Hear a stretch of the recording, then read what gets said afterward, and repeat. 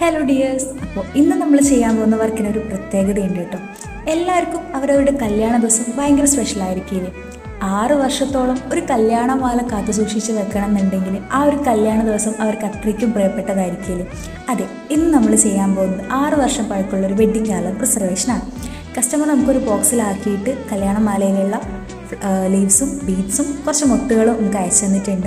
ഇത് കണ്ടില്ലേ, ഇതിലെനിക്ക് ഏറ്റവും കൂടുതൽ ഇഷ്ടപ്പെട്ടതും അത്യാവശ്യം നല്ല ക്യൂട്ടായി തോന്നിയത് ഈ ഒരു മുട്ടുകളാണ്. അപ്പോൾ നമ്മൾ ബേസ് ലെയർ വൈറ്റ് ഒഴിച്ചതിന് ശേഷം ഈ ഒരു മുട്ടുകളും ബീഡ്സും ഹൈലൈറ്റ് ചെയ്തുകൊണ്ടാണ് നമ്മൾ ഹാഫ് മൂൺ ഷേപ്പിൽ ഫ്ലവേഴ്സ് അറേഞ്ച് ചെയ്തിട്ടുള്ളത്. അതിൻ്റെ കൂടെ പേരും ഫോട്ടോയും ഡേറ്റും കൂടി വെച്ചതിന് ശേഷമാണ് നമ്മളിത് വർക്ക് ഫിനിഷ് ചെയ്തിട്ടുള്ളത്. അപ്പോൾ ഫൈനൽ ലെയർ ഒഴിച്ചതിന് ശേഷമുള്ള ലുക്ക് കണ്ടിട്ട് ഇഷ്ടപ്പെട്ടോ ഇല്ലയോ എന്ന് കമൻറ്റ് ചെയ്യണേ. ചാനലൊന്ന് സബ്സ്ക്രൈബ് ചെയ്യാനും മറക്കല്ലേ.